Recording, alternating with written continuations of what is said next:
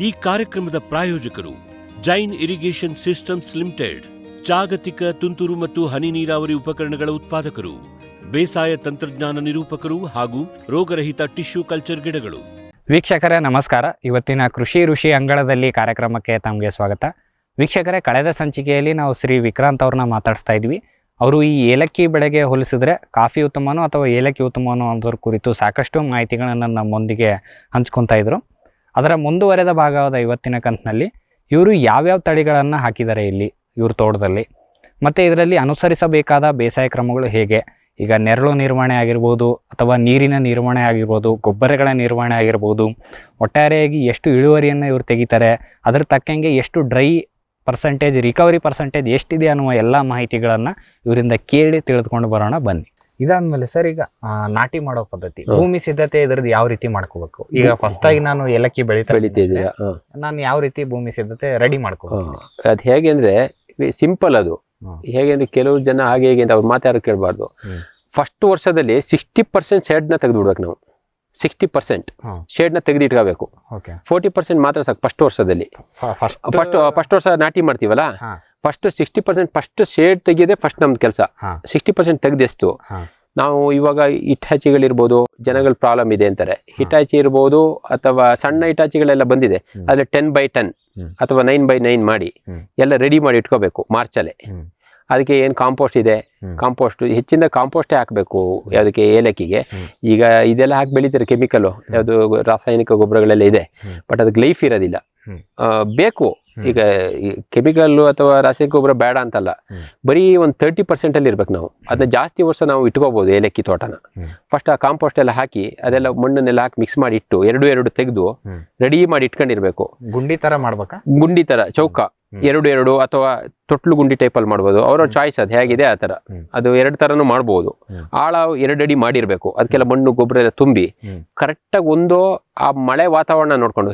Heavy ಮಳೆ ಬೀಳೋದಾದ್ರೆ August September ನೆಟ್ರೆ ಸಾಕು. ಮಳೆ ಇಲ್ಲ, ಒಂದ್ 60-70 ಇಂಚ್ ಮಳೆ ಆಯ್ತದೆ ಅಂದ್ರೆ, ನೀರು ಕೊಡಕ್ಕಿದ್ರೆ ಜೂನಲ್ಲಿ ಮಾಡಿದ್ರೆ ನಾಟಿನ ಕರೆಕ್ಟಾಗಿ, ಅದು ನೆಕ್ಸ್ಟ್ ಇಯರ್ ನಾಟಿ ಮಾಡಿ ಅದೇ 40% ಶೇಡ್ ಇರ್ಬೇಕು ಅಂದಲ್ಲ. ಯಾಕೆ ಹೇಳ್ದೆ ಅಂದ್ರೆ, ಫಸ್ಟ್ ವರ್ಷ ಅದೇನು ಹೆದರೋದಿಲ್ಲ, ಯಾವುದು ಏಲಕ್ಕಿ ಏನು ಹೆದರೋದಿಲ್ಲ ನೀರ್ ಹಾಕಳ್ತಿದ್ರೆ. 2ನೇ ವರ್ಷಕ್ಕೆ ಮತ್ತೆ 20% ಅದು ಕವರ್ ಆಯ್ತದೆ ಶೇಡು. 60 ಆಯ್ತಾ, ಆಗ ಒಳ್ಳೆ 60% ಶೇಡಲ್ಲಿ ಸೂಪರ್ ಆಗಿ ಬರ್ತದೆ ಏಲಕ್ಕಿ, ಆಟೋಮೆಟಿಕ್ ಹಾರ್ಕೊಂಡು ಬರ್ತದೆ. ಆಗ ಏನಾಯ್ತದೆ ನಮಗೆ, ಮತ್ತೆ ಇನ್ನೊಂದು ಮರ ಹತ್ತೋದು ಕಮ್ಮಿ ಆಗಿರ್ತದೆ. 3 ವರ್ಷ ಮತ್ತೆ ಕ್ಲೀನ್ ಮಾಡೋದು ಬೇಡ. ಆ ಟೈಮಲ್ಲಿ ಅದಕ್ಕೆ ಎಷ್ಟು ಬೇಕಷ್ಟು ಹದವಾಗಿ ಇಟ್ಕೊಂಡಿರ್ತದೆ. ಜೂನಲ್ಲಿ ನಾಟಿ ಮಾಡಿದ್ರೆ ನೆಕ್ಸ್ಟ್ ಜೂನಿಗೆ ನಾವು 400 ಗಿಡಕ್ಕೆ ಕರೆಕ್ಟಾಗಿ ಮಾಡಿದ್ದೆ ಆದ್ರೆ 60-70 kg ಕಾಯಿ ಆಗ್ಲೇ ತೆಗಿಬಹುದು. ಒಂದೇ ವರ್ಷಕ್ಕೆ ತೆಗಿಬಹುದು. ಹಂಗಂದ್ರೆ ಒಂದು ಟಿಲ್ಲರ್ 40ರವರೆಗೆ ಹೋಗುತ್ತಾ? ಅದು ಬೆಳೆಯೋದ್ರ ಮೇಲೆ ಮತ್ತೆ ಆ ಭೂಮಿ ಮೇಲೆ 20 ಬಂದ್ರು ಸಾಕು. 40ಕ್ಕೆ ಆಸೆ ಪಡೋದು ಬೇಡ. 20 ಬಂದ್ರು ಹೆವಿ ಆಗೋಯ್ತು ಅದಕ್ಕೆ. ಅದು 40 ಇದ್ರಲ್ಲೆಲ್ಲ ನೋಡುವಾಗ ಈಗ 30-40 ಇದೆ. ನಾನು ಹೇಳೋದ್ರೆ 25 ಸಾಕು. ಒಳ್ಳೆ ಅದೇ 25 ಒಳ್ಳೆ ಸ್ಟ್ರೆಂತ್ ಆಗಿರ್ತದೆ. 60-70 kg ಆಟೋಮೆಟಿಕ್ ಕುಯ್ಬೋದು. ಒಂದೇ ವರ್ಷಕ್ಕೆ ಕುಯ್ಬೋದು, ಆರಾಮಾಗಿ ಕುಯ್ಬೋದು. ಅದು ಜೂನಲ್ಲಿ ಮಾಡಿರ್ಬೇಕು. ಸರ್, ಈಗ ನಾಟಿ ಆಯ್ಕೆ ಹೆಂಗೆ ಸರ್? ಈಗ ನಾಟಿ ಆಯ್ಕೆ ಕಂದ ನಾವ್ ಹೆಂಗ್ ಆಯ್ಕೆ ಮಾಡ್ಬೋದು? ನಾಟಿ ಕಂದು ಹೇಗೆ ಅಂದ್ರೆ, ಈಗ ಇದರಲ್ಲಿ ಕಟ್ಟೆ ರೋಗ ಅಂತ ಒಂದಿದೆ. ನಾವು ಹೋಗಿ ನೋಡ್ಕೊಂಡು ಬರ್ಬೇಕು. ಅನುಭವ ಇರೋರ ಹತ್ರ ತಗೋಬೇಕು, ದುಡ್ಡಿನ ಆಸೆಗಿರೋರ ಹತ್ರ ತಗೋಬಾರ್ದು.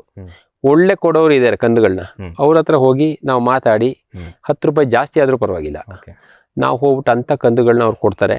ಆಗ ನಾಟಿ ಮಾಡುವಾಗ ಕಂದುಗಳನ್ನ ತಗೊಂಡ್ ಬಂದು ಒಂದು ಏನು ಮದರ್ ಪ್ಲಾಂಟ್ ಅಂತ ಹೇಳ್ತೀವಿ, ತಾಯಿ ಕಂದು ಕೊಡ್ತಾರೆ. ಅದ್ರ ಪಕ್ಕ 2 ಇರ್ತದೆ, ನಾವು ಕೊಡ್ತೀವಿ. ಬಟ್ ಈಗ ಕಂದು ಒಂದು ಒಳ್ಳೆ ಸ್ಟ್ರೆಂತ್ ಕಂದಿರುತ್ತೆ, ಅದ್ರ ಪಕ್ಕ ಆಚೆ ಈಚೆ ಮರಿ ಕಂದುಗಳಿರ್ತದೆ. ಅಂತದ್ನ ತಂದು ನೀಟಾಗಿ ನಾಟಿ ಮಾಡಿ ಅದಕ್ಕೊಂದು ಕಂಬ ಕೊಟ್ಟು ಮಾಡೋಂಥದ್ದು ಸೂಕ್ತ. ನಾವು ಹೇಳಿದ್ರೆ ನಾವು ಕರೆಕ್ಟಾಗಿ ಕೊಡ್ತೀವಿ. 10 ರೂಪಾಯಿಗೆ ಎಲ್ಲೂ ತಗೋಬೇಡಿ. ನಾನ್ ಮಾರ್ತಾ ಇಲ್ಲ ಕಂದು. ನಾನ್ ಹೇಳೋದೇನಂದ್ರೆ 10 ರೂಪಾಯಿ ಆಸೆ ಬೇಡ. ಒಳ್ಳೆ ಅನುಭವಿ, ತುಂಬಾ ಏರಿಯಾ ಬೆಳೆದಿರ್ಬೇಕು ಅವರು, ಮತ್ತೆ ಕೀಳ್ಲಿಕ್ಕೆಲ್ಲ ಗೊತ್ತಿರ್ಬೇಕು. ನಮ್ಮಲ್ಲಿ ಇದಾರೆ ಒಳ್ಳೆ ಕೊಡೋರು, ಅಂತವ್ರ ಹತ್ರ ತಗೊಂಡ್ಬಂದ್ರೆ ನೆಲದಲ್ಲಿ ಇರುತ್ತೆ, ಎಲ್ಲಿ ಕಟ್ ಮಾಡ್ಬೇಕು ಎಲ್ಲ ಅವ್ರಿಗೆ ಗೊತ್ತಿರ್ತದೆ ಅಂತ ಐಡಿಯಾ ಇದ್ದವ್ರ ಹತ್ರ. ಅದು ಮೇಯ್ನು. 2ನೇದಾಗಿ ಕಟ್ಟೆ, ಸುಳಿ ಕಟ್ಟೆ ಅಂತ ಹೇಳ್ತೀವಿ, ಅದೇನೋ ಹೇಳ್ತಾರೆ, ಅದು ಒಳ್ಳೆ ಗ್ರೀನಿಶ್ ಇರ್ತದೆ. ಅದು ಮಾತ್ರ ತಂದು ನಡ್ಲೇಬಾರ್ದು. ಫುಲ್ ಗ್ರೀನಿಶ್ ಇಲ್ಲ, ಕಣ್ಣಿಗೆ ಕಾಣ್ತಾ ಇರಕ್ಕಿಲ್ಲ ಅದು. ಆತರ ನಮಗೆ ಗೊತ್ತಾಗುತ್ತೆ ಬೆಳೆದವರಿಗೆ. ಕೆಲವರಿಗೆ ಪಾಪ ಫಸ್ಟ್ ನೆಡೋರಿಗೆ ಗೊತ್ತಿರಕ್ಕಿಲ್ಲ, ಈ ಹೊರಗಡೆ ಎಲ್ಲ ತಗೊಂಡು ಹೋಯ್ತಾರಲ್ಲ. ಒಟ್ಟಲ್ಲಿ ಅವ್ರಿಗೆ ಬೇಕಾದ್ರೆ ನೆಲ್ಲಿ ಹಣಿಯೋ ಇದು ಅದನ್ನ ನಟ್ರೆ ಅಲ್ಲಿ ಆ ಕಾಯಿಲೆ ಅವತ್ತೇ ಅಟ್ಯಾಕ್ ಆಗಿದೆ. ಅದು ಇಂಪ್ರೂವ್ಮೆಂಟ್ ಆಗೋದಿಲ್ಲ. ಹೌದು, ಗೊತ್ತಿರೋರ ಹತ್ರ ಕೇಳಿ, ಅನುಭವಸ್ಥರ ಹತ್ರ ಕೇಳಿ 10 ರೂಪಾಯಿ ಜಾಸ್ತಿ ಆದ್ರೂ ಒಳ್ಳೆ ಕಂದುಗಳನ್ನ ನಡಬೇಕು ಅಂತ ನನ್ನ ಅನಿಸಿಕೆ. ನಾನ್ ತಂದಿದ್ದೆ ಎಲ್ಲಿ ಅಂತ ಹೇಳಿದ್ರೆ, ಗರ್ವಾಲೆಯಲ್ಲಿ ನಾಪಂಡ ಪೂವಯ್ಯ ಅಂತಿದ್ದಾರೆ. ಒಳ್ಳೆ ಬೆಳೆಗಾರರು ಕೂಡ ಒಳ್ಳೆ ಕಂದುಗಳನ್ನ ಕೊಡ್ತಾರೆ, ಸಾವಿರಾರು ಕಂದುಗಳು ಅವ್ರು ಕೊಡೋಂಥದ್ದು. ಅಂತಾರೆ ಸುಮಾರು ಜನ ಇದ್ದಾರೆ. ಅವ್ರ ಹೆಸರು ನಾನು ತಂದಿದ್ದು ಅಲ್ಲಿಂದ ಅಷ್ಟೇ. Okay sir. ಹೌದು. ಈಗ ನಾಟಿ ಮಾಡ್ತೀರಾ ಸರ್ ಇವಾಗ? ಅವಾಗ ನೀವು ಸ್ಟಾರ್ಟಿಂಗ್ ಅಂತೂ ನೀವು 60% ಶೇಡ್ ತೆಗ್ದಿರ್ತೀರಾ, ಅಂದ್ರೆ 40% ಅಲ್ಲಿ ಶೇಡ್ ಇರುತ್ತೆ, ಒಂದ್ ವರ್ಷಕ್ಕೆ 60% ಆಗತ್ತೆ. ಹೌದು. ಈಗ ನಾಟಿ ಮಾಡಿದ್ಮೇಲೆ ಅದಕ್ಕೆ ನೀರಿನ ನಿರ್ವಹಣೆ, ಗೊಬ್ಬರದ ನಿರ್ವಹಣೆ ಯಾವ ರೀತಿ ಮಾಡ್ತಾ ಹೋಗ್ತೀರಿ ಸರ್ ಪ್ಯಾರಲಲ್ಲಿ? ಅದೇ ಫಸ್ಟ್ ನಾವು ಕಾಂಪೋಸ್ಟ್ ಹಾಕಿರ್ತೀವಿ. ಒಂದು ಹಾಕ್ಬೇಕು ಅಂತ ಹೇಳಿದ್ರೆ ಜೂನ್ ಜುಲೈ ಆಗಸ್ಟ್ ಅದು 3 ತಿಂಗಳು ಇನ್ನೊಂದು ಟಿಲ್ಲರ್ ಬರ್ ಸ್ಟಾರ್ಟ್ ಆಗಿರ್ತದೆ. ನಾವು ಸೆಪ್ಟೆಂಬರ್ ತಿಂಗಳಲ್ಲಿ ಲೈಟ್ ಆಗಿ ಎಲ್ಲದಕ್ಕೂ ಒಂದು 50 ಗ್ರಾಮ್ಸ್ ಕೊಡ್ಬೋದು ಬೇಕು ಅಂದ್ರೆ ರಾಸಾಯನಿಕ ಗೊಬ್ಬರನ. NPK ಹಾಲು 19 ಹಾಲು, ಅಥವಾ ಅದು ಬಿಟ್ರೆ ನಾವು ಸ್ವಲ್ಪ ಕಾಸ್ಟ್ಲಿ ಆಯ್ತದೆ, ಆರ್ಗ್ಯಾನಿಕ್ ಇದೆ, ಅದೇ ಮಾಡ್ಬೇಕು ಅಂತಿಲ್ಲ. ಈಗ ಆರ್ಗ್ಯಾನಿಕ್ ಇದ್ರೆ ಎದ್ರು ಓಡ್ತಾರೆ ಅಷ್ಟೇ. ಅದ್ರಲ್ಲಿ ಅದೇ ರೀತಿ ಇರೋಂಥದ್ದು ಇದೆ, ಸ್ವಲ್ಪ ಕಾಸ್ಟ್ಲಿ ಇರ್ತದೆ, ಅದಕ್ಕಿಂತ ಲೈಫ್ ಇದೆ. ನಾನು ಹೇಳೋದು ಸಿಂಪಲ್ ಆಗಷ್ಟೇ ಹಾಕ್ಬೋದು, ದೂರಕ್ಕೆ ಹಾಕ್ಬೇಕಷ್ಟೇ. ಯಾವುದೇ ಗೊಬ್ಬರ ಹಾಕಿದ್ರು ದೂರಕ್ಕೆ ಹಾಕಿದಾಗ ಒಂದು ಗೊಬ್ಬರ. ಮತ್ತೆ ಸೆಪ್ಟೆಂಬರ್ ಮತ್ತೆ ನೀರಿಂದು ನಿರ್ವಹಣೆ ಬೇಡವೇ ಬೇಡ. ನಾವು ಜೂನಲ್ಲಿ ಹಾಕಿದ್ರೆ ನಮಗೆ ಹೆಚ್ಚು ಕಮ್ಮಿ ಜನವರಿ ತನಕ ಬೇಡ. ಜನವರಿ ನಂತರ ಮತ್ತೆ ಸ್ಟಾರ್ಟ್ ಮಾಡಲಿ ಅವರು. ನಾನೇನು 60 kg ಕುಯ್ಬೇಕು ಅಂತ ಹೇಳ್ತೀನಿ ಹಿಂದೆ, ಆ ಥರ ಮಾಡಿದಾಗ 60 kg ಕುಯ್ಬೋದು, ಆರಾಮಾಗಿ ಕುಯ್ಬೋದು ನಾವು. ಒಂದು ನೀವು ಗೊಬ್ಬರ ಅಂತೂ ಒಂದು ಜೂನ್ ಜುಲೈಗೆ ಒಂದು ಹಾಕ್ತೀರಾ, ಸೆಪ್ಟೆಂಬರ್ಗೆ ಒಂದು ಹಾಕ್ತೀರಾ? ಜೂನ್ ಜುಲೈಲಿ ಹಾಕ್ಬಾರ್ದು, ಅದಾಗ ರೆಡಿ ಆಯ್ತಾ ಇರ್ತದೆ. ಸರ ಬಂದು ಅದು ಕಾಯಿ ಬರ್ತಿರ ಫಸ್ಟ್ ವರ್ಷ ನೆಟ್ಟಾಗ ಟಿಲ್ಲರ್ಗಳು ಸ್ಟಾರ್ಟ್ ಆಯ್ತಾ ಇರ್ತದೆ ಅಷ್ಟೇ. ಆಗ ನಾವು ಸೆಪ್ಟೆಂಬರ್ ಕೊಡೋದು ಸೂಕ್ತ ಗೊಬ್ಬರನ. ಅಂದ್ರೆ ನಾವು ಜೂನ್ ಅಲ್ಲಿ ನಾಟಿ ಮಾಡಿದ್ರೆ ಸೆಪ್ಟೆಂಬರ್ ಕೊಡಬೇಕು. ಸೆಪ್ಟೆಂಬರ್ ಅಲ್ಲಿ ನಾಟಿ ಮಾಡಿದ್ರೆ ಈಗ ಫಸ್ಟ್ ವರ್ಷ ಕೇಳಿದ್ ನಾನು. ಈಗ ಫಸ್ಟ್ ವರ್ಷ ಆಯ್ತು, ಕಂಪ್ಲೀಟ್ ಆಯ್ತು. ಫಸ್ಟ್ ವರ್ಷ ಹಾಕಿದಾಗ ಏನ್ ಮಾಡ್ಬೇಕು ಅಂದ್ರೆ, ನೀರಿನ ವ್ಯವಸ್ಥೆ ಇದ್ರೆ ಯಾವಾಗ ಬೇಕಾದ್ರೂ ಗೊಬ್ಬರ ಕೊಡ್ಬೋದು. ಅದು ಹೇಗೆ ಅಂದ್ರೆ ಮೈಕ್ರೋ ಸಿಸ್ಟಮ್ ಅಲ್ಲಿ ಮಾಡಿರ್ಬೇಕು. ಸುಮ್ಮನೆ ನೀರು ಹುಯ್ದ್ರೆ ಗೊಬ್ಬರ ಕೊಡಕ್ಕಾಗೋದಿಲ್ಲ. ಮೈಕ್ರೋ ಸಿಸ್ಟಮ್ ಅಲ್ಲಿ ಮಾಡಿದ್ರೆ ತಿಂಗಳಿಗೆ ಒಂದು ಗೊಬ್ಬರನು ಕೊಡ್ಬೋದು ನಾವು, ಅದೇನ್ ಫಾಲ್ಟ್ ಇಲ್ಲ. ದೂರ ಹಾಕ್ಬೇಕಷ್ಟೇ. ನಿಮ್ ಸ್ಪ್ರಿಂಕ್ಲರ್ ಹೆಂಗೆ ಸರ್? ನಮ್ದೆಲ್ಲ ಮೈಕ್ರೋ ಇದೆ. ಪ್ರತಿ ಗಿಡಕ್ಕೂ 4 ಗಿಡ ಮಧ್ಯಕ್ಕೆ ಒಂದೊಂದು ಮೈಕ್ರೋ. ಇಲ್ಲಿದೆ ನೋಡಿ, ಇಲ್ಲಿದೆ, ಇಲ್ಲಿ ಅಲ್ಲಿ ನೋಡಿ, ಆ ತರ ಇದೆ. ಓವರ್ ಹೆಡ್ ಮೈಕ್ರೋ ಇಲ್ವಾ? ಓವರ್ ಹೆಡ್ ಇದಕ್ಕೆ ಅವಶ್ಯಕತೆ ಇಲ್ಲ ಅಂತ ನನ್ನ ಭಾವನೆ. ನಮ್ಗೆ ಎಲ್ಲಿ ಸರ ಬರುತ್ತೆ ಅಲ್ಲಿ ಹ್ಯುಮಿಡಿಟಿ ಮೇಂಟೈನ್ ಮಾಡೋದು ಅಷ್ಟೇ ಸಾಕು. ಯಾಕೆಂದ್ರೆ ಇದೆಲ್ಲ ತಗೊಳ್ಳೋದು ಸಸ್ಯಗಳು ಎಲೆಗಳಲ್ಲ ನೀರ್ ತಗೊಳ್ಳೋದು, ಇದೆಲ್ಲ ಬೇರ್ಗಳಲ್ಲಿ. ಅದರಿಂದ ನಮಗೆ ಮೇಲೆ ಕೊಡ್ಬೇಕು ಅಂತ ಆತರ ಏನಿಲ್ಲ. ಅಂದ್ರೆ ಅದು ಶೇಡ್ ಇಲ್ಲ, ಸ್ವಲ್ಪ ಬಿಸಿಲು ಜಾಸ್ತಿ ಆಗಿದೆ ಅಂತ ನೀವ್ ಬೇಡ, ಯಾವ ತರ ಕೊಟ್ರು ತಗೊಳ್ಳೋದು ಬೇರಿಂದನಲ್ಲ. ಅದರಿಂದ ಬೇರೆ ತಗೊಂಡು ಅದ್ಮೇಲೆ ಕಳಿಸ್ತದೆ. ಎಲೆಗಳು ತಗೋದು ಕೆಲವು ಗೊಬ್ಬರಗಳನ್ನ ಅಷ್ಟೇ ಸ್ಪ್ರೇ ಮಾಡಿದಾಗ. ಅಂದ್ರೆ ಸ್ವಲ್ಪ ಹೀಟ್ ಆದಾಗ ಹೇಳಿದ್ ಸರ್ ನಾನು. ಅದೇ 60% ಶೇಡ್ ಬಿಟ್ಟಿರ್ತೀವಲ್ಲ ನಾವು. ಆ ಶೇಡ್ ಏನು ಇರ್ಲಿಲ್ಲ, ಸ್ವಲ್ಪ ಬಿಸಿಲು. ಶೇಡ್ ತುಂಬಾ ಜಾಸ್ತಿ ಇದ್ರೆ ಶೇಡ್ ಮೆಟ್ಗಳನ್ನ ಹಾಕ್ಬೇಕಾಯ್ತದೆ. ಇಲ್ಲ ಅಂದ್ರೆ ಹಾಕ್ಲೇಬೇಕಾಯ್ತದೆ. ಶೇಡ್ ಈಗ 80% ಶೇಡ್ ತೆಗೆದು ಬಿಟ್ಟಿದ್ವಿ ನಾವು. ಶೇಡ್ ಮೆಟ್ ಹಾಕೋದ್ರಿಂದ ಅದನ್ನ ಬದುಕಿಸ್ಕೊಳ್ಬಹುದು. ಸರಿ ಸರ್. 1-2 ಟೈಮ್ ಗೊಬ್ಬರ ಕೊಡ್ತೀವಿ. ನೀರಿದ್ರೆ ನಾವು ಸ್ಪ್ಲಿಟ್ ಡೋಸ್ ಅಲ್ಲಿ ಕೊಡ್ಬೋದು, ಮಾಡ್ಬೋದು. ಬೇಕಾದ್ರೆ ನೀರ್ ಮುಖಾಂತರನೇ ಗೊಬ್ಬರ ಕೊಡ್ಬೋದು. ನಾವು ಕೈಲಿ ಹಾಕ್ಬೇಕು ಅಂತಿಲ್ಲ, ಮಾಡ್ಬೋದು. ಅದೆಲ್ಲ ಮಾಡ್ಬೋದು. ಸ್ವಲ್ಪ ಖರ್ಚು ಜಾಸ್ತಿ ಆಯ್ತದೆ. ಫಸ್ಟ್ ವರ್ಷ ಒಂದು 100 ಗಿಡ ಬೆಳೆದಾಗ ಬೇಡ, ಮತ್ತೆ ಅವ್ರು ಇಂಪ್ರೂವ್ ಆಯ್ತಾ ಇರುವಾಗ, ಒಳ್ಳೆ ಇನ್ಕಮ್ ಬರ್ತಾ ಇರುವಾಗ ಅದೆಲ್ಲ ಮಾಡ್ತಾ ಹೋಯ್ತಾರೆ ರೈತರು.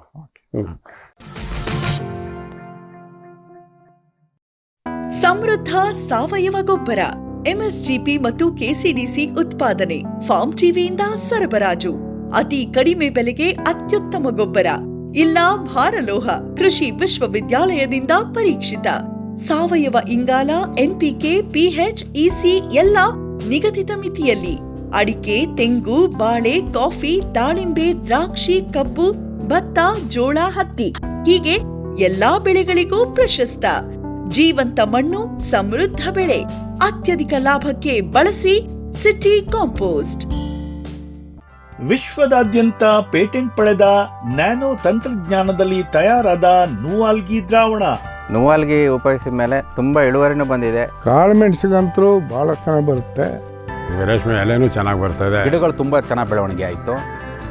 ಯಾವುದೇ ರಾಸಾಯನಿಕ ಅಥವಾ ವಿಶೇಷ ಗೊಬ್ಬರಗಳ ಗೊಡವೆ ಇಲ್ಲದೆ ಎಲ್ಲಾ ಬೆಳೆಗಳಲ್ಲಿ ಉತ್ತಮ ಗುಣಮಟ್ಟದ ಅಧಿಕ ಫಸಲನ್ನು ಪಡೆಯಿರಿ. ಯಾವಾಗಲೂ ನನ್ನ ಇರೋವರೆಗೂ ನೀವು ಅಲ್ಲಿಗೆ ಅಂತ ಬಿಟ್ಟು ಬಾಳಲ್ಲ ಅಂತ ಒಂದು ಭರವಸೆ ಕೊಡ್ತೀನಿ.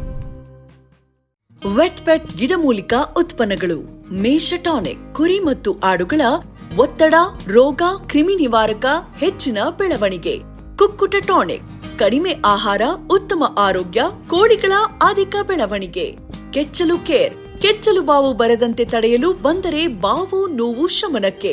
ವೆಟ್ ಉತ್ಪಾದನೆ, ಶ್ರಮಜೀವಿಯಿಂದ ಸರಬರಾಜು, ಜಾಣ ಹೈನುಗಾರನ ಜಾಣ್ಮೆಯ ಆಯ್ಕೆ ವೆಟ್ ಉತ್ಪನ್ನಗಳು. ಜೈನ್ಸ್ ಜಗತ್ತಿನ ಅತಿದೊಡ್ಡ ಅಂಗಾಂಶ ಕೃಷಿ ಪ್ರಯೋಗಾಲಯ ಹಾಗೂ ಟಿಸಿ ಗಿಡಗಳ ಉತ್ಪಾದಕರು. ಸಮೃದ್ಧ ಇಳುವರಿಗೆ ಜೈನ್ ಜೀನೇನ್, ಯಾಲಕ್ಕಿ, ನೇಂದ್ರನ್ ಹಾಗೂ ಕೆಂಪು ಬಾಳೆ ಸಸಿಗಳು, ದಾಳಿಂಬೆ, ಭಗವತಳಿಯ ರೋಗಮುಕ್ತ ಸಸಿಗಳು, ಲಕ್ನೋ 49 ಪೇರಳೆ, ಸ್ಟ್ರಾಬೆರಿ ಇತ್ಯಾದಿ ಗಿಡಗಳು ಯೋಗ್ಯ ಬೆಲೆಯಲ್ಲಿ. ಅಂಗಾಂಶ ಕೃಷಿಯ ಜಾಗತಿಕ brand Jain. Barrix hunter pheromone ಟ್ರಾಪ್ಸ್ನೊಂದಿಗೆ ರೇನೋಸಾರಸ್ ದುಂಬಿ ಮತ್ತು ಕೆಂಪು ಮೂತಿ ಹುಳುಗಳಿಂದ ತೆಂಗು, ತಾಳೆ, ಅಡಿಕೆ ಮರಗಳ ಸಂರಕ್ಷಣೆ. ತರಕಾರಿ ಮತ್ತು ಹಣ್ಣಿನ ಬೆಳೆಗಳಲ್ಲಿ ಹಣ್ಣಿನ ನೊಣಗಳ ನಿಯಂತ್ರಣಕ್ಕೆ ಬ್ಯಾರಿಕ್ಸ್ ಕ್ಯಾಚ್ ಫ್ರೂಟ್ ಫ್ಲೈ ಹಾಗೂ ವೆಜಿಟೇಬಲ್ ಫ್ಲೈ ಟ್ರ್ಯಾಪ್. ರಸ ಹೀರುವ ಕೀಟಗಳನ್ನು ಹಿಡಿಯಲು ಬಣ್ಣದ ಕ್ರೋಮ್ಯಾಟಿಕ್ ಸ್ಟಿಕ್ಕಿ ಟ್ರ್ಯಾಪ್ಸ್. ಪೇಟೆಂಟ್ ಹೊಂದಿದ ತಂತ್ರಜ್ಞಾನ, ದೀರ್ಘಕಾಲದವರೆಗೂ ಬಾಳಿಕೆ. ಕೀಟನಾಶಕಗಳಿಗೆ ಪರ್ಯಾಯ, ಪರಿಸರಕ್ಕೆ ಪೂರಕ. ಸುಸ್ಥಿರ ಸಾವಯವ ಕೃಷಿಗಾಗಿ ಬ್ಯಾರಿಕ್ಸ್. ಫ್ಯೂಚರ್ ಬಯೋಟೆಕ್ ಸಾವಯವ ಕೃಷಿಯ ವೇಗವರ್ಧಕ. ಪೋಷಕಾಂಶ ಪೂರೈಕೆಗೆ ಎನ್ಪಿಕೆ ಕಲ್ಚರ್, ವ್ಯಾಮ್, ಪಿಎಸ್ಪಿ ಮತ್ತು ಕೆಎಂಬಿ. ಜೈವಿಕ ರೋಗ ಕೀಟ ನಿಯಂತ್ರಣಕ್ಕೆ ಟ್ರೈಕೋಡರ್ಮಾ, ಸೂಡೋಮೊನಾಸ್. ಸಾವಯವ ಗೊಬ್ಬರ ಉತ್ಪಾದನೆಗೆ ಕಾಂಪೋಸ್ಟ್ ಕಲ್ಚರ್. ಹೂವು ಕಾಯಿ ಉದುರುವ ಸಮಸ್ಯೆಗೆ ಕಾಮಧೇನು ಮತ್ತು ಸತ್ವ. ಮಣ್ಣಿನ ಆರೋಗ್ಯ ವೃದ್ಧಿಗೆ ಫ್ಯೂಚರ್ ಬಯೋಟೆಕ್, ಧಾರವಾಡ.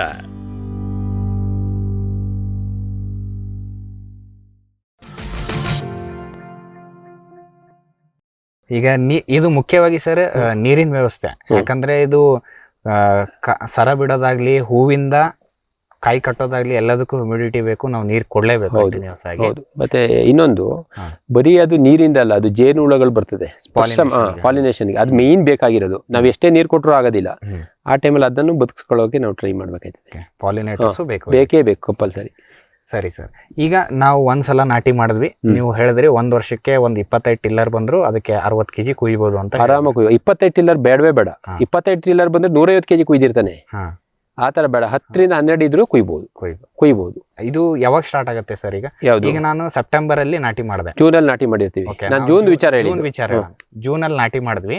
ಅದಾದ್ಮೇಲೆ ಫಸಲ್ ಯಾವಾಗ? ಜೂನ್ ವಿಚಾರ ಮಾಡಿದಾಗ ಅದು ಹೆಚ್ಚು ಕಮ್ಮಿ ಸೆಪ್ಟೆಂಬರ್ ಅಲ್ಲೇ ಸ್ಟಾರ್ಟ್ ಆಗಿರುತ್ತೆ. ಫಸ್ಟ್ ತಾಯಿ ಕಂದು ಅಂತ ಏನ್ ಮದರ್ ಪ್ಲಾಂಟ್ ನಟ್ಟಿರ್ತೀವಿ, ಅದು 2 ಕೊತ್ತನ್ನ ಸ್ಟಾರ್ಟ್ ಮಾಡಿರ್ತದೆ. ಅದು ಚೆನ್ನಾಗಿ ಮೇಂಟೈನ್ ಮಾಡಿದ್ರೆ ಅದೇ 2 ಕೊತ್ತು ಸ್ಟಾರ್ಟ್ ಮಾಡಿರ್ತದೆ. ಆದ್ರೆ ಒಂದೊಂದಲ್ಲಿ 40-30 ಫಸ್ಟ್ ವರ್ಷ ಬರೋದಿಲ್ಲ, 25 ಕಾಯಿ ಎಲ್ಲ ಬರ್ತದೆ. ಅದು ಸುಮ್ಮನೆ ಸ್ಯಾಂಪಲ್ ಬರ್ತಾ ಇದೀನಿ ತೋರಿಸ್ಕೊಂಡು ಹೋಯ್ತದೆ ಅದು. ಮತ್ತೆ ಪುನಃ ಜೂನಿಗೆ ಸ್ಟಾರ್ಟ್ ಆಗ್ಬಿಡ್ತದೆ. 10-12-15 ಟಿಲ್ಲರ್ ಇರ್ತದೆ ನೋಡಿ, ಅದು ಸ್ಟಾರ್ಟ್ ಮಾಡ್ಕೊಳ್ತದೆ ಆಟೋಮೆಟಿಕ್ ಆಗಿ ಆ ಟೈಮಿಗೆ. ಅಂದ್ರೆ ಜೂನ್ ಅಲ್ಲಿ ನೆಕ್ಸ್ಟ್ ಜೂನಿಗೆಲ್ಲ ಅದೇ ಎಲ್ಲದಲ್ಲೂ ಒಂದೊಂದು ಹೊರಟಿರ್ತದೆ. ಅಂದ್ರೆ ನಾವು ಮಾರ್ಚ್, ಏಪ್ರಿಲ್, ಮೇ ಆ ಸಮಯದಲ್ಲಿ ಕಂಟಿನ್ಯೂಸ್ ಆಗಿ ನೀರ್ ಬಿಡ್ತಾ ಇರ್ಬೇಕು, ನೀರ್ ಕೊಡ್ತಾ ಇರ್ಬೇಕು, ಹ್ಯುಮಿಡಿಟಿ ಮೇಂಟೈನ್ ಮಾಡ್ಬೇಕು. ಜೂನ್ ಇಂದ ಸರ ಸ್ಟಾರ್ಟ್ ಆಗುತ್ತೆ, ಹೂಗಳು ಸ್ಟಾರ್ಟ್ ಆಗುತ್ತೆ, ಆಗಸ್ಟ್ ಅಲ್ಲಿ ಕಚ್ಕೊಳ್ಳುತ್ತೆ. ಮತ್ತೆ ಇಷ್ಟೆಲ್ಲ ಬೆಳಿಬೇಕು ಅಂದ್ರೆ ಪ್ರತಿ ವರ್ಷ ಸಗಣಿ ಗೊಬ್ಬರ ಅಂತ ಹೇಳ್ತೀವಿ ನಾವು. ಕಾಂಪೋಸ್ಟ್ ಇರ್ಬೋದು, ಸಗಣಿ ಗೊಬ್ಬರ ಇರಲಿಲ್ಲ. ಈಗ ಹೆವಿ ಫೀಡರ್ ಸರ್ ಇದು, ಎಷ್ಟು ಕೊಟ್ಟರು. ಹೌದು, ಇದು ಕೆಲವರು ತಿಳ್ಕೊಂಡಿರೋ ತಪ್ಪು. ಸಗಣಿ ಅನ್ನೋದು ಗೊಬ್ಬರ ಅಲ್ಲ, ಅದು ಅದೊಂಥರ ಫ್ಯಾಕ್ಟ್ರಿ ಇದ್ದಂಗೆ. ಜನಗಳು ಗೊಬ್ಬರ ಅಂತಾರೆ. ಅಲ್ಲೇ ಅದು ಎಲ್ಲ ರೆಡಿ ಮಾಡ್ಕೊಳ್ತದೆ. ಅದು ಮಣ್ಣನ್ನೆಲ್ಲ ಸರಿ ಮಾಡ್ಕೊಂಡು ಅದೇನೇನ್ ಬೇಕು ಈ ಎರೆಹುಳುಗಳನ್ನೆಲ್ಲ ಡೆವಲಪ್ ಮಾಡಿ, ಎರೆಹುಳುಗಳು ಇರ್ಬೋದು, ಬೇರೆ ಬ್ಯಾಕ್ಟೀರಿಯಾ, ಸೂಕ್ಷ್ಮಾಣುಜೀವಿಗಳು, ಫಂಗಸ್, ಅದೇನೇನ್ ಬೇಕು ಅದಕ್ಕೆ ಅದೆಲ್ಲ ಗೊಬ್ಬರದಲ್ಲೇ ರೆಡಿ ಮಾಡ್ಕೊಂಡು ಬಿಡ್ತದೆ. ಪ್ರತಿ ವರ್ಷ 2 ಕುಕ್ಕೆ ಹಾಕ್ಬೇಕಾಯ್ತದೆ. ಆಗ ಒಳ್ಳೆ ಪವರ್ ಆಗಿ ಬರ್ತದೆ ಏಲಕ್ಕಿ. ಈ ಸರ್ ಈಗ ನಿಮ್ದು ಇಳಿಜಾರ್ ಪ್ರದೇಶ ಇರೋದ್ರಿಂದ ಒಂದ್ ಕೇಳ್ತೀನಿ ಸರ್. ಈಗ ಟಿಲ್ಲರಿಂಗ್ ಅಂದ್ರೆ ಮೂವ್ಮೆಂಟ್ ಇರುತ್ತೆ ಸರ್, ಅದು ವರ್ಷದಿಂದ ವರ್ಷಕ್ಕೆ. ಈ ಸಮತಟ್ಟಾದ ಪ್ರದೇಶದಲ್ಲಿ ನೀವು ಗುಂಡಿ ಮಾಡಿರ್ತೀರ, ಅಲ್ಲೇ ಬೆಳೆಯುತ್ತೆ. ನಿಮ್ದು ಅಂದ್ರೆ ಹಿಂಗ್ ಓಡ್ದಂಗೆ ಸರ್, ಇಲ್ಲೂ ಗುಂಡಿ ಮಾಡಿರ್ಬೇಕು ಅಂತ ಅದಕ್ಕೆ ನಾವು ಹೇಳ್ತಾ ಇರೋದು. ನಾವು ನಡುವಾಗ ಅದಕ್ಕೆ ಗುಂಡಿ, ಅದು ಬೇರೆ ಇದೆಲ್ಲ ಗುಂಡಿ ಮಾಡಿ ನಟ್ಟಿದ್ದು, ಇವಾಗ ಈಗ ಆಗಿರೋದು ಅದಕ್ಕೆ ಒಂದೇ ಪ್ಲೇಸ್ ಅಲ್ಲಿ ಇದೆ. ಅದು ನಿಧಾನ. ಮೊದ್ಲು ಕಾಲದ ಪದ್ಧತಿ ಅಲ್ಲೆಲ್ಲಿ ಹೋಯ್ತದೆ. ಈಗ 6 ವರ್ಷ ಅಷ್ಟು ಸುಲಭಕ್ಕೆ ಬಿಟ್ಕೊಡೋದಿಲ್ಲ. ಅದಕ್ಕೆ ಹೇಳಿದ 6 ವರ್ಷ ನಾವು ಆರಾಮಾಗಿ ಬೆಳ್ಕೋಬಹುದು ಗುಂಡಿ ಮಾಡಿದಾಗ. 6-8 ವರ್ಷ, 15 ವರ್ಷ ಬೆಳೆದವರು ಇದಾರೆ. ಇದನ್ನ ಈಗಲೂ ಉಂಟು ತೋಟ. 6-8 ವರ್ಷ ಆರಾಮಾಗಿ ನಾವು ತಗೋಬಹುದು. ಅಂತ ಸ್ಪ್ರೆಡ್ ಆದ್ರೆ ಕಿತ್ಕೊಡ್ಬಹುದು, ಬೇರೆ ಕಡೆ ತೋಟ ಮಾಡ್ಬೋದು. ಅದೇನ್ ತಪ್ಪೇನಿಲ್ಲ. ಯಾಕಂದ್ರೆ ನಾವು ನೋಡಿ, ಇದು 4ನೇ ವರ್ಷ ನೋಡಿ, ಸ್ಪ್ರೆಡ್ ಆಗಿಲ್ಲ. ಆಗ್ಬೇಕಾಗಿತ್ತು, ಈಗ ಇಲ್ಲಿಂದ ಇಲ್ಲಿಗೆ ಬರ್ಬೇಕಾಗಿತ್ತು, ಮೇಲಕ್ಕೆ ಬರ್ಬೇಕು, ಬಂದಿಲ್ಲ ಹಾಗೆ. ಯಾಕಂದ್ರೆ ನಾನು ಏನಕ್ಕೆ ಕೇಳಿದೆ ಅಂದ್ರೆ ಸರ್, ಕೆಲವೊಂದ್ ಕಡೆ ಏನ್ ಮಾಡಿದ್ರ ಅಂದ್ರೆ ಗೊತ್ತಿರ್ಲಾರ್ದಂತ ಪ್ರದೇಶದಲ್ಲಿ ಎಲ್ಲಾ ಈ ಕಂದಗಳಿರ್ತಾವಲ್ಲ ಸರ್, ಅದನ್ನ ಗುಂಪು ಮಾಡಿ ಹಗ್ಗ ಕಟ್ಟೋದು, ದಾರ ಕಟ್ಟೋದು ಮಾಡ್ತಾರೆ. ಏನಕ್ಕೆ ಹಗ್ಗ ಕಟ್ಟಬೇಕು ಅಂತ ಹೇಳಿದ್ರು ಅವರು? ಅಂದ್ರೆ ಈಗ ಸ್ಪ್ರೆಡ್ ಆಗ್ಬಾರ್ದು, ಒಂದು ಗಾಳಿಗೆ ಬೀಳೋದು. ಆಪರೇಷನ್ ನಾವ್ ಹೇಳಿದ್ ಕರೆಕ್ಟ್. ಅವರು ಈಗ SLN ಅಲ್ಲೂ ಕಟ್ಟಿದ್ರ ಇಲ್ಲ. ನೋಡಿ 25-30 ಗಿಡ ಇದ್ರೆ ಕಟ್ಬೋದು ಆತರ. ಈಗ 4 ಎಕರೆ 3 ಎಕರೆ 1000 ಗಿಡ 1200 ಗಿಡ ಅದಕ್ಕೆ ಒಂದಕ್ಕೊಂದು ಟಚ್ ಆದಾಗ ಅದಕ್ಕೆ ನಾವೇನ್ ಮಾಡ್ಬೇಕು, ಬೇಗ ಡೆವಲಪ್ ಮಾಡ್ಬೇಕು ಅಂತ ಹೇಳೋದು ನಾವು ತೋಟನ. ಬೇಗ ಡೆವಲಪ್ ಆದಾಗ ಒಂದಕ್ಕೆ ಅಂಟ್ಕೊಳ್ತದೆ. ಅದೇ ಅದು ಅದಕ್ಕೆ ಗೊತ್ತಿದೆ ಯಾವ ತರ ನಾನು ಇರಬೇಕು ಅಂತ. ಅದು ಗಾಳಿಗೆ ಒಂದಕ್ಕೊಂದು ತಾಗದಾಗ ಅಷ್ಟು ಬೇಗ ಮುರಿಯಕ್ ಬಿಡ, ಹೈಟ್ ಹೋದಾಗ ಮುರ್ಕೊಳ್ತದೆ. ಸಾಧಾರಣ ಗಾಳಿಗೆಲ್ಲ ಏನು ಆಗಲ್ಲ. ಅದರಿಂದ ಈ ಹಗ್ಗ ಕಟ್ಟ ಅವಶ್ಯಕತೆ ಏನ್ ಬೇಡ ನಮ್ಮ ಪ್ರಕಾರ. ಸರಿಗ ಸರಿ, ಈ ಇಳುವರಿ ನೀವು ಹೇಳಿದ್ರಿ on N average 250 kg. 250 kg ಬಂದ್ರೆ ಗುಡ್, ಒಳ್ಳೆ ಫಾರ್ಮರ್ ಅವನು. Okay, good. ಅಷ್ಟು ಬಂದ್ರೆ ವರ್ಕೌಟ್ ಆಗುತ್ತೆ. ಎವರೇಜ್ ಒಂದ್ ವರ್ಷ 400 kg, ಒಂದ್ ವರ್ಷ 250 kg. ನಾನು ಹೇಳ್ತಿರೋದು 400 kg ಬೆಳೆದವ್ರು ಇದ್ರೆ 250ರಿಂದ 300 kg ಎವರೇಜ್ 8 ವರ್ಷ ಬೆಳೆದ್ರೆ 2 ಟನ್ 400 kg ಬೆಳೆದಿರ್ಬೇಕು ಅವನು ಒಂದ್ ಎಕರೆಯಲ್ಲಿ. ಒಂದ್ ಎಕರೆಗೆ 400 ಕಂದು ಕೂಡಿಸ್ಬೇಕು. ಕೂಡಿಸಿರ್ಬೇಕು. 430 ಏನ್ ಡಿಸ್ಟೆನ್ಸ್ 10 ಕಾದ್ರೆ 430 ಕಂದುಗಳು ಬರ್ತದೆ. 430 ಗಿಡ ಆಗ್ಬೋದು. ಪಾಲ್ಕುಡಿ ನೆಲ್ಲಣಿಗೆ ಎರಡು ಸೇಮ್. ಪಾಲ್ಕುಡಿ ಬೇಕಾದ್ರೆ 9 ಅಡಿ ನಡಬಹುದು. ಅದೇ ಅಷ್ಟೊಂದು ಸ್ಪ್ರೆಡ್ ಆಗೋದು. ಸ್ಪ್ರೆಡ್ ಆಯ್ತದೆ. ಅದು 9 ಅಡಿ, ಅದ್ರ ಕೆಪಾಸಿಟಿ ಇರೋದು ಹಾಗೆ 9 ಅಡಿ, ಇದು 10 ಅಡಿ. 10 ಅಡಿ ಮಟ್ರೆ ಅದು ಒಳ್ಳೆ ಚಂದ ಬರ್ತದೆ. 10 ಅಡಿಗೆ ನಾವು ಬಿಟ್ಟಾಗ 430 ಕಂದು ಕೂಡ್ತದೆ. Okay sir. ಭೂಮಿದೀಪ ಸಾರಜನಕ ರಂಜಕ ಒದಗಿಸುವ ಸೂಕ್ಷ್ಮಾಣುಜೀವಿ ಮಿಶ್ರಿತ ಸಮೃದ್ಧ ಸಾವಯವ ಎರೆಗೊಬ್ಬರ. ಕಾಳು ಮೆಣಸಿಗೆ ಟ್ರೈಕೋಡರ್ಮಾ ಸಂವರ್ಧಿತ ವಿಶೇಷ ಎರೆಗೊಬ್ಬರ. ಕುದುರೆ, ಹೇಸರಗತ್ತೆ, ಲದ್ದಿಯ ಅಧಿಕ ಪೌಷ್ಟಿಕಾಂಶದ ಅಶ್ವಸಾರ ಎರೆಗೊಬ್ಬರ. ಎನ್ಪಿಕೆ, ಲಘು ಮತ್ತು ಸೂಕ್ಷ್ಮ ಪೋಷಕಾಂಶಗಳು, ಸಸ್ಯ ಪ್ರಚೋದಕಗಳು ಹಾಗೂ ಹಾರ್ಮೋನುಗಳ ಆಗರ ಭೂಮಿದೀಪ ಎರೆಗೊಬ್ಬರ. ಜೈನ್ ಇರಿಗೇಷನ್ ಸಿಸ್ಟಮ್ಸ್ ಲಿಮಿಟೆಡ್ ಭಾರತದ ಹನಿ ನೀರಾವರಿ ತಂತ್ರಜ್ಞಾನದ ಪ್ರಥಮ ಪ್ರವರ್ತಕ. ಜಗತ್ತಿನ ಅತಿ ದೊಡ್ಡ ಸ್ಪ್ರಿಂಕ್ಲರ್ಸ್ ಉತ್ಪಾದಕ ಕಂಪನಿ. ಸಂರಕ್ಷಿತ ಕೃಷಿಯಲ್ಲಿ ಹಸಿರು ಮನೆಗಾಗಿ ಮಿಸ್ಟರ್, ಫಾಗರ್, ಫ್ಯಾನ್ ಮತ್ತು ಪ್ಯಾಡ್ ಹಾಗೂ ನೆರಳು ಮನೆ. ಸ್ವಯಂಚಾಲಿತ ನೀರಾವರಿ ವ್ಯವಸ್ಥೆ ಮತ್ತು ರಸಾವರಿ ತಂತ್ರಜ್ಞಾನ. ಕೃಷಿಯಲ್ಲಿ ನೀರಿನ ಸಮರ್ಪಕ ಬಳಕೆ ಹಾಗೂ ಉಳಿತಾಯಕ್ಕೆ ಮತ್ತೊಂದು ಹೆಸರು ಜೈನ್. ಕದಂಬ ಅಗ್ರಿಟೆಕ್ ರಾಜ್ಯದ ಜನಪ್ರಿಯ ಸೋಲಾರ್ ಪಂಪ್. ಅತ್ಯಧಿಕ ಕಾರ್ಯಕ್ಷಮತೆಯ ಸೋಲಾರ್ ಪ್ಯಾನೆಲ್ ಮತ್ತು ಶಕ್ತಿ ಸೋಲಾರ್ ಪಂಪ್. ವಿದ್ಯುತ್ ಕಣ್ಣಾಮುಚ್ಚಾಲೆಯಿಂದ ಮುಕ್ತಿ, ಬೆಳಗಿನಿಂದಲೇ ಹಗಲು ನೀರಾವರಿ. 25 ವರ್ಷಕ್ಕೂ ಹೆಚ್ಚು ಬಾಳಿಕೆಯ ಸೋಲಾರ್ ಪ್ಯಾನೆಲ್ ಮತ್ತು ಸ್ಟೇನ್ಲೆಸ್ ಸ್ಟೀಲ್ ಸೋಲಾರ್ ಪಂಪ್. ನಂಬಿಕಾರ್ಹ ಸೋಲಾರ್ ಪಂಪಿಗೆ ರಾಜ್ಯದ number 1 company Kadamba agritech. Green plast ISI ಪ್ರಮಾಣೀಕೃತ ಪರಿಶುದ್ಧ HDPE ಜಿಯೋ ಮೆಂಬ್ರೇನ್ ಪಾಂಡ್ ಲೈನರ್ಗಳು. ಕೃಷಿ ಹೊಂಡ, ಕೆರೆ, ಕಾಲುವೆ, ಮೀನುಕೊಳ, ಸ್ಪಿರುಲಿನಾ ಹೊಂಡಗಳಿಗೆ ಬೇಕಾದ ಆಕಾರ ಮತ್ತು ವಿಸ್ತೀರ್ಣಗಳಲ್ಲಿ ಸರ್ಕಾರದ ಸಬ್ಸಿಡಿ ಯೋಜನೆಯಡಿ ಲಭ್ಯ. 100% ಪುನರ್ಬಳಕೆ, UV ಮತ್ತು ಒಡಕು ನಿರೋಧಕ, ಪಕ್ಕಾ ಜೋಡಣೆ, 5 ವರ್ಷಗಳ ಲಿಖಿತ ವಾರಂಟಿ. ಗ್ರೀನ್ ಪ್ಲಾಸ್ಟ್. ವೆಟ್ಪೆಟ್ ಗಿಡಮೂಲಿಕಾ ಉತ್ಪನ್ನಗಳು. ಬೋವಿಟೋನ್ ವೆಟ್ 33 ಗಿಡಮೂಲಿಕೆಗಳ ಜಾನುವಾರು ಆರೋಗ್ಯವರ್ಧಕ ಟಾನಿಕ್. ದೂದ್ ಪ್ಲಸ್ ಅಧಿಕ ಹಾಲು, ಡಿಗ್ರಿ ಮತ್ತು ಫ್ಯಾಟ್, ರಾಸು ಸುಲಭವಾಗಿ ಹಾಲಿಳಿಸುತ್ತದೆ. ಫಾಸ್ಟ್ ಪ್ಲಸ್ ಗರಿಷ್ಠ ರಂಜಕ, ಕ್ಯಾಲ್ಸಿಯಂ, ಜೀವಸತ್ವಗಳು, ಖನಿಜಗಳು, ಪ್ರೋಬಯೋಟಿಕ್ಸ್ ಇತ್ಯಾದಿ. ಹಸು, ಎತ್ತು, ಎಮ್ಮೆ, ಕೋಣ, ಹಂದಿ, ಕುರಿ, ಆಡು, ಕೋಳಿಗಳಿಗೆ. ವೆಟ್ಪೆಟ್ ಫಾರ್ಮುಲೇಷನ್ಸ್ ಉತ್ಪಾದನೆ, ಶ್ರಮಜೀವಿಯಿಂದ ಸರಬರಾಜು. ಜಾಣ ಹೈನುಗಾರನ ಜಾಣ್ಮೆಯ ಆಯ್ಕೆ ವೆಟ್ಪೆಟ್ ಉತ್ಪನ್ನಗಳು.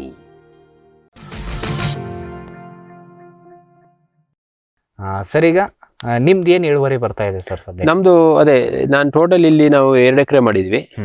ಈ ವರ್ಷ ಅದೇ 900 kg ಎಸ್ಟಿಮೇಟ್ ಇಟ್ಟಿದೆ. 500 kg ವರ್ಷ ಆಗ್ಬೋದು, ಮಿನಿಮಮ್ 500-550 ಆಗ್ಬೋದು. ಇನ್ನೂ ಆಗಿಲ್ಲ ಕೊಯ್ದು, ಇನ್ನು ಹಾರ್ವೆಸ್ಟಿಂಗ್ ಬಾಕಿ ಇದೆ. ನನ್ನ ಪ್ರಕಾರ ಈ ವರ್ಷ ಕೂಡ ಹೋಗಿದ್ರು ಕೂಡ 450-500 kg ಆಯ್ತದೆ ನಮಗೆ. ಹೋಗಿದೆ, ಅದೇ ಅಷ್ಟು ಹೋಗಿದೆ. ಆದ್ರೂ ಹಾಗೆ ಆಯ್ತದೆ ಅಂತ ನಮಗೆ ಗೊತ್ತಿದೆ. ಈಗ ಆಗಿದೆ ಸುಮಾರು. ಲಾಸ್ಟ್ ಇಯರ್ ನಮ್ದು ಫಸ್ಟ್ ಕ್ರಾಪು ಆಗ್ಲೇನೆ ನಮಗೆ 300 ಚಿಲ್ಲರೆ 400 ಹತ್ರ ಆಗಿತ್ತು. 400 ಅಂದ್ರೆ ಅವಾಗ ಏನ್ ರೇಟ್ ಸಿಕ್ಕಿತ್ತು? ನಮ್ದು ಯಾವಾಗ್ಲೂ 2,500 ರೂಪಾಯಿ ಮೇಲೆ ಕೊಟ್ಟಿರೋದು ನಾವು. ನಮ್ಮ ಕ್ವಾಲಿಟಿ, ಕ್ವಾಂಟಿಟಿ, ಗ್ರೇಡಿಂಗ್ ಎಲ್ಲ ನಮ್ಮ ಹತ್ರ ಇರೋದು. ನಾವು ಬೇರೆಯವ್ರಿಗೂ ಹೇಳ್ತೀವಿ, ಕೆಲವರು ಮಾಡ್ಕೊಳ್ಳೋದಿಲ್ಲ, ಅದು ನಮ್ದೇನಿಲ್ಲ. ಮತ್ತೆ ದೊಡ್ಡ ಏನ್ ನಾವು ಅದಕ್ಕೆಲ್ಲ ಚಾರ್ಜು ಮಾಡಕ್ಕಿಲ್ಲ. ಬನ್ನಿ ಅಂದ್ರೆ ಅವರು ಹಾಗೇನೆ ಕೊಡೋದು ಬೇರೆಯವರಿಗೆ, ಅದು ಅವ್ರದ್ದು ಇದು ಬಿಟ್ಟಿದ್ದು. ನಮಗೆ 2,500, ಲಾಸ್ಟ್ ಇಯರ್ 2,850 ಹೈಯೆಸ್ಟ್ ರೇಟ್ ಕೊಟ್ಟಿದ್ದು. ನಮ್ದು ಹೈಯೆಸ್ಟ್ ಹೋಗಿದ್ದು. ಓಕೆ. ಈ ವರ್ಷ ಸ್ವಲ್ಪ ಈ ಬರೀ ನಾವು ಕ್ವಾಲಿಟಿ ಇಲ್ಲದಾಗ ಎವರೇಜ್ ನನಗೆ 2200 ರೂಪಾಯಿ ಲಾಸ್ಟ್ ಇಯರೇ ಸಿಕ್ಕಿದೆ. ಓಕೆ. ಹಂಗಂದ್ರೆ ಈಗ ಒಂದ್ 400 kg ಬಂದಿದೆ ಅಂದ್ರೂ 2,500 ಸಿಕ್ರಾನು 8 ಲಕ್ಷ ಇನ್ಕಮ್ ಬಂದಿದೆ. ಅದ್ರಲ್ಲಿ 4 ಲಕ್ಷ ಇನ್ಕಮ್ ಹೋದ್ರೆ 4 ಲಕ್ಷ ಉಳಿದಿದೆ ಅಂತ ಹೇಳ್ಬೋದು ನಾವು. Okay sir. ಫಸ್ಟ್ ವರ್ಷ ಸ್ವಲ್ಪ ಜಾಸ್ತಿ ಖರ್ಚಾಗಿರುತ್ತೆ, ಯಾಕೆಂದ್ರೆ ಗಿಡಗಳೆಲ್ಲ ನೆಟ್ಟಿರ್ತೀವಲ್ಲ, 1.5 ಲಕ್ಷ ಎಕ್ಸ್ಟ್ರಾ ಹೋಗಿರ್ಬೋದು. ಮತ್ತೆ ಫಸ್ಟ್ ವರ್ಷ ನೀರು ಅದೆಲ್ಲ ವ್ಯವಸ್ಥೆ ಮಾಡಿ 2-3ನೇ ವರ್ಷದಿಂದ ನಮಗೆ ಉಳಿಯಂಥದ್ದು ಲಾಭನೇ ಅದು. ಅದೆಲ್ಲ ಕಮ್ಮಿ ಆಗಿದೆ, ಲಕ್ಷ ಉಳಿತದೆ. ಅದರಿಂದ ಯಾವ್ದ್ರಲ್ಲಿ ಲಕ್ಷ ಉಳಿಯೋದಕ್ಕೆ ಏಲಕ್ಕಿ ಇಲ್ಲಲ್ಲ, ಈ ಖರ್ಚಲ್ಲಿ ಒಳ್ಳೆ ಇನ್ಕಮ್ ಬಂದ್ರೆ ನಮಗೆ ಒಳ್ಳೆ ಬೆನಿಫಿಟ್ ಇದೆ. ಸರ್, ಈಗ ಮುಖ್ಯವಾಗಿ ನಾವು ಕಟಾವ್ ಮಾಡೋದು ಸರ್, ಈಗ ನುರಿತ ಇದ್ದವರಂತೂ ಕಟಾವ್ ಮಾಡ್ತಾರೆ. ಈಗ ಹಾರ್ವೆಸ್ಟಿಂಗ್ ಮಾಡಿದಾದ್ಮೇಲೆ ಇದನ್ನ ಡ್ರೈ ಮಾಡೋದೆಲ್ಲ ಹೆಂಗೆ ಸರ್? ಈಗ ಡ್ರೈ ಅಂತ ಹೇಳಿದ್ರೆ ಮುಖ್ಯವಾಗಿ ಅದೇ ಸರ್, ಗುಣಮಟ್ಟ ನೋಡೋದು ಸ್ವಲ್ಪ ಅದೇ ಅಲ್ಲ. ಹೌದು, ಗುಣಮಟ್ಟನು ಕ್ವಾಲಿಟಿ ಇರ್ಬೋದು, ಕ್ವಾಂಟಿಟಿ ಇರ್ಬೋದು, ಬೇರೆ ಕಂಟ್ರಿಗಳಿಗೆ ಕಳ್ಸ್ಲಿಕ್ಕೆ ಇರ್ಬೋದು. ಅದರಿಂದ ನಾವು ಈಗ ಡ್ರೈಯಿಂಗ್ ಸಿಸ್ಟಮ್ ಈಸಿ ಇದೆ, ಮೊದಲೆಲ್ಲ ಕಷ್ಟ ಇತ್ತು. ಈಗ ನಮ್ಮ ಕೊಡಗಲ್ಲಿ ತಗೊಂಡ್ರೆ ಸುಮಾರು ಕಡೆ ಡ್ರೈಯಿಂಗ್ ಯಾರ್ಡ್ ಇದೆ. ತಾಕೇರಿಲಿದೆ, ಗರ್ವಾಲೆ ಅಂತಿದೆ, ಅಲ್ಲಿದೆ. ಕಳಲೆ ಕೂಡಿಗೆಲಿದೆ. ಅದು ಬಿಟ್ರೆ ನಮ್ಮ ಹತ್ರ ಇದೆ, ಹಾನಗಲ್ಲಿದೆ. ನಮ್ಮ ಹತ್ರ 1000 kg ಒಣಗಿಸೋಷ್ಟು ಕೆಪಾಸಿಟಿ ಇದೆ. ಒಂದೇ ದಿನಕ್ಕೆ 1000 kg ಒನ್ ಟೈಮಿಗೆ. ಅಷ್ಟೊಂದು ಅವಶ್ಯಕತೆ ನಮ್ದು ಯಾಕೆ ಮಾಡಿದ್ದು ಅಂದ್ರೆ, ನಾನೊಂದು 300 kg ಮಾಡ್ಕೊಂಡಿದ್ದೆ ಲಾಸ್ಟ್ ಟೈಮ್. ಈಗ ಸ್ವಲ್ಪ ಬುದ್ಧಿವಂತರಾಗಿದ್ದಾರೆ ರೈತರು, ಯಾಕೆಂದ್ರೆ ಈ ಲೋಕಲ್ ನ ಕೂಡ ಒಣಗಿಸ್ಲಿಕ್ಕೆ ತರ್ತಾ ಇದಾರೆ. ಅವ್ರಿಗೆ ಗೊತ್ತಾಗಿದೆ ಈಗೆಲ್ಲ ಚೆನ್ನಾಗಿ. ಅದ್ರಿಂದ ಲಾಸ್ಟ್ ಇಯರ್ ನಮ್ದೇ ಕಾಯಿ ಒಣಗಿಸ್ಲಿಕ್ಕೆ ನಾನ್ ತಂದಿದ್ದು, ನಂದೇ ಕಾಯಿ ಒಣಸಕ್ ಆಯ್ತಿರ್ಲಿಲ್ಲ. ಮತ್ತೆ 800 kg ಡ್ರೈಯರ್ ಮತ್ತೆ ತಂದೆ, ಯಾಕಂದ್ರೆ ಬೇಕು ಜನಗಳಿಗೆ, ತಂದು ಇಡಬಾರ್ದು, 48 ಗಂಟೆ ಒಳಗಡೆ ಹಾಕ್ಬೇಕು ಅನ್ನೋ ಉದ್ದೇಶಕ್ಕೆ 800 kg ಡ್ರೈಯರ್ ಇದೆ. ನಮ್ದ್ರ ಜೊತೆ ನಮ್ದೇನು 200 kg ಕುಯ್ತೀವಿ ಒಂದ್ ದಿನಕ್ಕೆ, 2 ದಿನಕ್ಕೆ. ಅದ್ರ ಜೊತೆಗೆ ಬೇರೆ ಬಂದ್ರು ಒಣಗಿಸ್ಕೊಡ್ತೀವಿ ನಾವು. ಅದರಿಂದ 1000 kg ಇರೋದ್ರಿಂದ ನಾವೇನಂತ ಟೆನ್ಷನ್ ಮಾಡ್ಕೊಳ್ಳೋಂಥದ್ದು ಏನೂ ಇಲ್ಲ. ಈ ಕಡೆ ಭಾಗದ ರೈತರುಗಳು ಬೇಕಾದ್ರೆ ಮತ್ತೆ ಮಾಡಿಸ್ಕೊಳ್ಬಹುದು. ತುಂಬಾ ಜನ ಬರ್ತಾ ಇದಾರೆ, ಗೊತ್ತಾಗಿದೆ. ಕೆಜಿ ಲೆಕ್ಕದಲ್ಲಿ ಚಾರ್ಜ್ ಮಾಡ್ತೀವಿ. ನಾನು ಹೇಗೆ ಮಾಡ್ತಾ ಇದೀನಿ ಅಂದ್ರೆ, ಡ್ರೈ ಮಾಡಿ ಪಾಲಿಶ್ ಕೊಟ್ಟು ಮತ್ತೆ ಗ್ರೇಡಿಂಗ್ ಮಾಡಿದ್ರು ಕೂಡ 120 ರೂಪಾಯಿ ತಗೊಳ್ಳೋದು. ಗ್ರೇಡಿಂಗ್ ಬೇಕಾದ್ರೆ ಮಾಡಿಸ್ಕೋಬಹುದು. ಇಲ್ಲ 3 ಸ್ಟೆಪ್, ಇಲ್ಲ 2 ಸ್ಟೆಪ್ 120, 3 ಸ್ಟೆಪ್ 120. ಏನ್ ಮಾಡಿದ್ರು 120 ರೂಪಾಯಿ, 120. ಯೂಶುವಲಿ ನಾವು ಈಗ ಕಟಾವ್ ಮಾಡಿದ್ಮೇಲೆ ಒಂದು ಸರ್ ಫಸ್ಟಿಗೆ ಕ್ಲೀನಿಂಗ್ ಮಾಡ್ತೀರಾ? ನಮ್ಮ ಹತ್ರ ವಾಷಿಂಗ್ ಮಿಷಿನ್ ಇದೆ. ಓಕೆ. ಫಸ್ಟ್ ವಾಶ್ ಮಾಡಿದಾಗ ತೊಟ್ಟು ಆ ಹೂವಿನ ತೊಟ್ಟುಗಳೆಲ್ಲ ಕಟ್ ಮಾಡಿದಾಗ ಬಂದಿರತ್ತೆ, ಮುಂದ್ಗಡೆ ಇರುತ್ತೆ, ಅದು ಕ್ಲೀನ್ ಆಗುತ್ತೆ. ವಾಷಿಂಗ್ ಮಿಷಿನ್ ಏನು ಅಂತ ಹೇಳಿದ್ರೆ, ಒಂದನೇದಾಗಿ ತೊಟ್ಟುಗಳು ನೀವು ಹೇಳ್ದಂಗೆ ಹೋಯ್ತದೆ, ಮತ್ತೆ ಮಣ್ಣು ಇರ್ತದೆ ತುಂಬಾ. ಹೌದು ಸರ್. ಆ ಮಣ್ಣು ಕ್ಲೀನ್ ಆಗಬೇಕು. ಮಣ್ಣ ಕ್ಲೀನ್ ಆಗಿ ಮತ್ತೆ ವಾಷಿಂಗ್ ಮಾಡಿ ನಂತರ ಸ್ವಲ್ಪ ಕೆಳಗಡೆಗೆ ಕುಕ್ಕೆಗಳಲ್ಲಿ ಹಾಕಿ ಅದ್ ನೀರು ಆರಿದ ತಕ್ಷಣ ತಗೊಂಡೋಗಿ ಡ್ರೈಯರ್ ಒಳಗಡೆ ಹಾಕ್ತೀವಿ. ಅದು ಒಂದು 48 ಅವರ್ಸ್ 48 ಅವರ್ಸ್ ಅಲ್ಲ, ಅದು 15 to 18 ಅವರ್ಸ್. ಹೇಗೆ ಅಂದ್ರೆ ಕಮ್ಮಿ, ಈಗ ಒಂದು 750 kg ಡ್ರೈಯರ್ ಇದೆ ನಮ್ಮ ಹತ್ರ, 400 kg ಹಾಕಿದ್ರೆ ಕಮ್ಮಿ ಸಾಕು, 15 to 16 ಸಾಕು. ಈಗ 700-750 kg ಹಾಕೋದು ಅಂತ ಇಟ್ಕೊಳ್ಳಿ, ಆಗ ನಮಗೆ 18 ಗಂಟೆ ತಗೊಳ್ಬಹುದು.